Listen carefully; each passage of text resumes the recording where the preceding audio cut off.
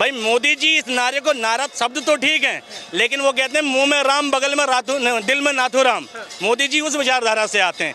एक हैं तो सेफ हैं के पीछे सारे भारत को एक करने की बात मोदी जी नहीं कर रहे हैं।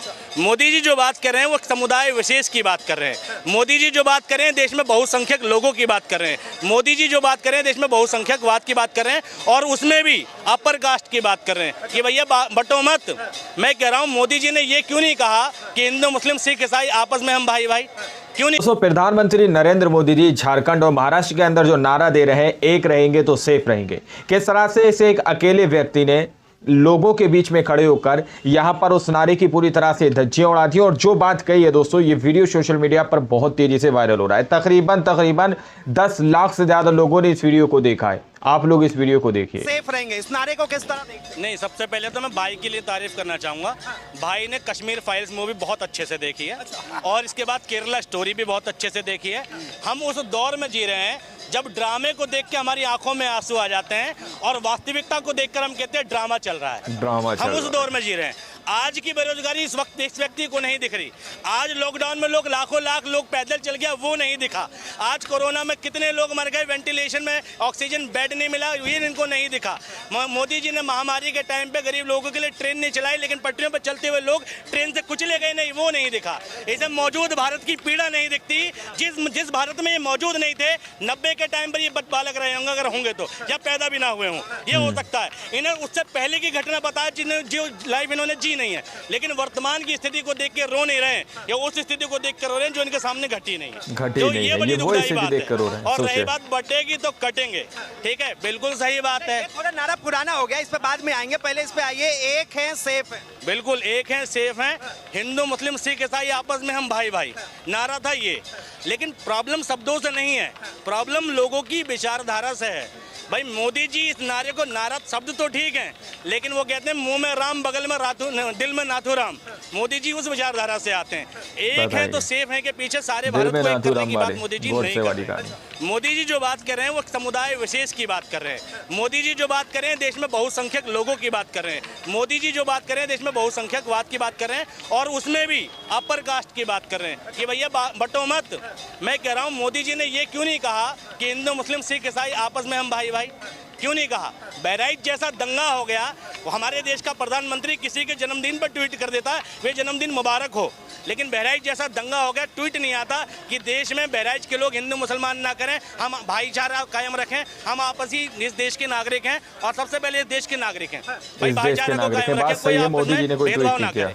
मोदी जी, योगी जी ऐसी कोई अपील नहीं करते हैं। मोदी जी झारखंड में भाषण देते वक्त उन्होंने साफ तौर पे कहा था कि आखिर कैसे आपने देखा होगा कि हिंदू आस्था पर ये लोग चोट पहुंचाते हैं, कैसे ये आपकी बेटियों को लेके चले जाते हैं, कैसे आपकी ये रोटी छीन लेते हैं। मैं 2014 के मोदी जी को देख रहा हूँ। जिस व्यक्ति ने कहा था बहुत हुई महंगाई की मार, अब की बार मोदी सरकार। जिस व्यक्ति ने कहा था भाई बेरोजगारी की मार, अब की बार मोदी सरकार। जिस व्यक्ति ने कहा था मेक इन इंडिया बनाएंगे, जिस व्यक्ति ने कहा था 100 स्मार्ट सिटी बनाएंगे, जिस व्यक्ति ने कहा था घर घर शौचालय पहुंचाएंगे, जिस व्यक्ति ने कहा था घर घर सिलेंडर पहुंचाएंगे, जिस व्यक्ति ने कहा था कि देश में भैया जो जीडीपी है उसको तीसरे नंबर पे पहुंचाएंगे, जिसने कहा था भाई देश में जो है भाई बेरोजगारी को बिल्कुल जड़ से खत्म कर देंगे, हर साल जो है 2 करोड़ रोजगार देंगे। आज मोदी जी के इतने काम के बावजूद देश के प्रधानमंत्री की इतनी हैसियत नहीं है जो ये कह सके कि मैंने काम किया है तो वोट दो। दिल्ली में 70 विधानसभा 70 सीटों का एक मुख्यमंत्री है, जिसका क्राइटेरिया भी बहुत लिमिटेड है। स्कूल हॉस्पिटल जैसा काम वो करता है, ठीक है, बिजली पानी जैसी सुविधा बस उसके अंडर है, पुलिस उसके अधीन नहीं है।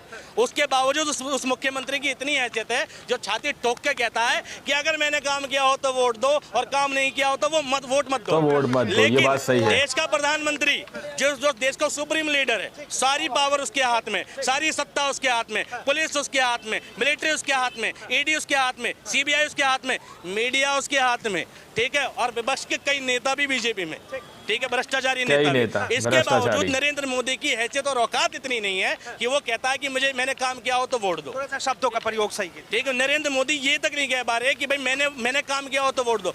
क्यों करना पड़ रहा है देश के प्रधानमंत्री को हिंदू मुसलमान?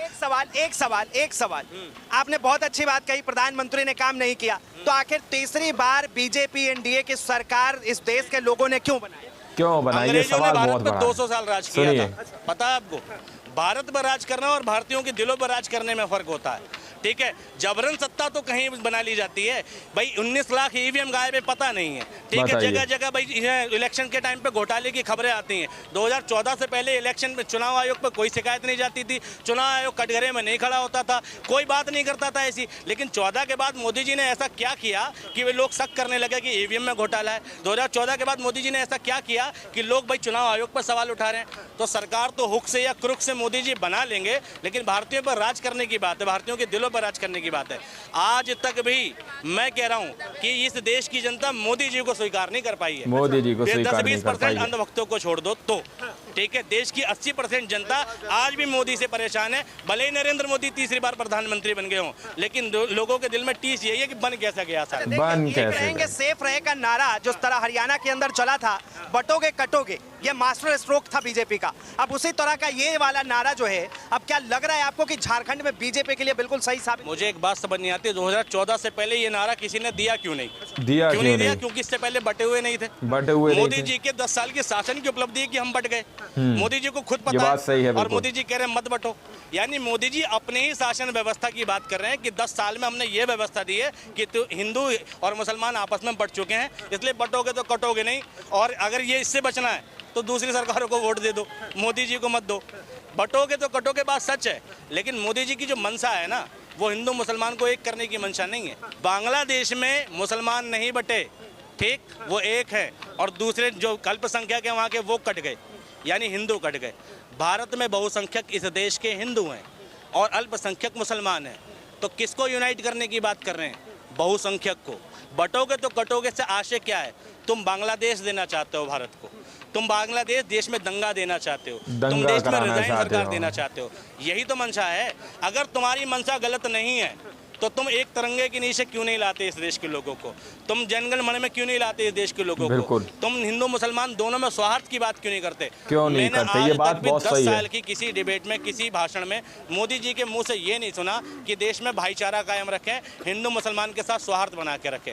एक भाषण नहीं दिखा पाओगे। और योगी आदित्यनाथ तो उससे 100 कदम पीछे हैं, उनके मुंह से शायद निकलेगा भी नहीं। तो ये समझो, इस तरह के जो नारे आते हैं, आखिर इसकी जरूरत क्या है और इसके पीछे की वजह क्या है? कुछ नहीं है। मोदी जी समझ गए कि उनकी सत्ता और लोकप्रियता दोनों खत्म हो चुकी है, दोनों खत्म हो अब चुकी है। उनका काम का सहारा तो रहा नहीं, तो अब सहारा बचा यही नारे देने पड़ेंगे, ठीक है भाई। जब उनकी लोकप्रियता थी तब नारे थे बेरोजगारी की मार, महंगाई की मार। अब लोकप्रियता खत्म, मोदी जी का टाइम गया, तो मोदी जी सोच रहे हैं जाते जाते भी। मैंने एक कहानी सुनी थी, एक नकारा आदमी जो होता है जब मर जाता है ना, जीते जी तो तकलीफ देता ही है, मरने के बाद भी तकलीफ देता है। वो छोटी सी कहानी थी। वो कहानी ऐसी थी कि एक गांव में एक बहुत नकारा आदमी था, पूरा गांव परेशान था, बहुत परेशान था।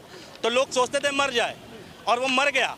और मरते वक्त उसने अपनी वसीयत लिखी कि जब मैं मर जाऊं तो मेरे मुंह में 5 फीटा डंडा ठोक दिया जाए, और मेरी मैयत को गाजे बाजे से लेके जाया जाए, ठीक है, और पुलिस थानों के चक्कर लगा के लेके जाया जाए। और लेके गया, जब कफन 5 फुट ऊपर देखा पुलिस वाले ने, तो कहा किसकी मैयत है दिखाओ, तो देखा कि मुंह में डंडा है। तो भाई उसके बाद पुलिस वाले ने कहा ये मरा नहीं, तुमने मारा है। सारे गांव में जितने लोग मैयत में शामिल सबको जेल हो गई, सबसे जाने के बाद भी परेशान करेंगे। मोदी जी ने वो शासन दिया है कि लोगों के मन में जो जहर बो के गए हैं ना, ये अगले 20 सालों तक निकालेगी कांग्रेस, तब निकलेगा। एक बात बताइए, प्रधानमंत्री कहते हैं कि कांग्रेस कहीं ना कहीं जातिवाद की राजनीति करती है और हम सबको एक करने की राजनीति करते हैं, तो दिक्कत क्या है, तकलीफ क्या है? मोदी जी के एक करने में बहराइच का दंगा हो जाता है, मोदी जी के एक करने में हाथरस में कांड होता है, और एक समाज के खिलाफ पंचायत होती है, ठाकुर समाज पंचायत करता है दलितों के खिलाफ। मोदी जी के शासन में नोएडा में एक त्यागी समाज का व्यक्ति एक महिला को अभद्र टिप्पणी करता है, और उस त्यागी समाज के लोग उसके समर्थन में आते हैं कि गलत सही नहीं जानते। मोदी जी की उपलब्धियां हैं, मोदी जी के शासन में पेशाब कांड हो जाता है। किस एकता की बात कर रहे हो तुम? सबसे ज्यादा हिंदू मुसलमान के दंगे जो रिपोर्ट हुए, घटना जो रिपोर्ट हुई है, वो मोदी जी के 2014 के बाद रिपोर्ट हुई है। मोदी जी के शासन में भाई पहलू खान मर जाता है, इखलाक अहमद मर जाता है, ठीक है, हरियाणा में नौ का दंगा हो जाता है, कन्हैया लाल भी मर जाता है, ठीक है, बिल्कुल कन्हैया लाल भी मर जाता है, ठीक है। नू में अतीक अहमद नहीं ना, बिल्कुल नहीं, अतीक अहमद नहीं, ठीक है। देखो ये बिल्कुल नहीं, मैं कभी सपोर्ट नहीं कर सकता अतीक अहमद का, ठीक। नो का दंगा हो जाता है, ठीक है। मोदी जी की व्यवस्था इतनी जानदार व्यवस्था है कि इतने दंगे हो जाते हैं। भाई मोदी जी अगर वास्तव में इस देश में व्यवस्था ठीक दे रहे हैं, हिंदू मुसलमान की व्यवस्था को ठीक कर रहे हैं, क्यों रिपोर्ट हो रही है हिंदू मुसलमान की घटना चटपट? क्यों रिपोर्ट हो रही है? ये बात सही है, बार-बार क्यों आ रही है हिंदू मुसलमान का स्वार्थ बिगड़ने की? कोई किसी के धर्म को गाली दे रहा है, कोई किसी के धर्म को दे रहा है। 14 से पहले तो नहीं था ये सब। कोई कहीं पोस्टरबाजी कर रहा है, कोई कहीं पोस्टरबाजी कर रहा है। 14 से पहले तो नहीं था। यति नरसिम्हानंद जैसे लोग, ठीक है, मंदिर के मठाधीश बने बैठे हैं, वो एपीजे अब्दुल कलाम तक को आतंकवादी कह देते हैं। 2014 से पहले तो नहीं था ये सब। मोदी जी की उपलब्धियां हैं ना कि देश में एपीजे अब्दुल कलाम को भी गालियां दिलवा दी गई में। तो आप लोगों ने इस वीडियो को शुरू से आखिर तक देखा। वीडियो के अंदर साफ तौर पर बात की गई है, एक रहेंगे तो सेफ रहेंगे।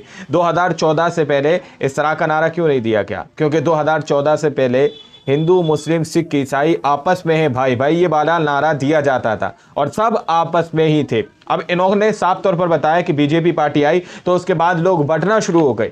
एक शख्स के चेहरे पर पेशाब कर दिया जाता है, किसी शख्स का रिलीजन देखकर उसको मार दिया जाता है। इस तरह से लोगों को बांट दिया गया और फिर उसके बाद नारा दिया जाता है कि बटेंगे तो कटेंगे। देखो आप लोगों ने इस वीडियो को शुरू से आखिर तक देखा कि किस तरह से यहाँ पर इस शख्स ने बहुत सारे उदाहरण पेश किए, बहुत सारी बातें बताई हैं कि किस तरह से यहाँ पर राजनीति की तौर पर लोगों की बलि किस तरह से चढ़ाई जा रही है और किस तरह से लोगों पर इमोशनली अटैक किया जा रहा है। जैसा कि आप लोगों को पता है, झारखंड के अंदर बांग्लादेशी घुसपैठी है। इस तरह के जो बात प्रधानमंत्री नरेंद्र मोदी जी करते हैं कि बांग्लादेशी घुसपैठी झारखंड के अंदर घुसकर तुम्हारी बेटियों को ले जाएंगे। ये बात प्रधानमंत्री नरेंद्र मोदी जी ने अपने मुंह से कही है।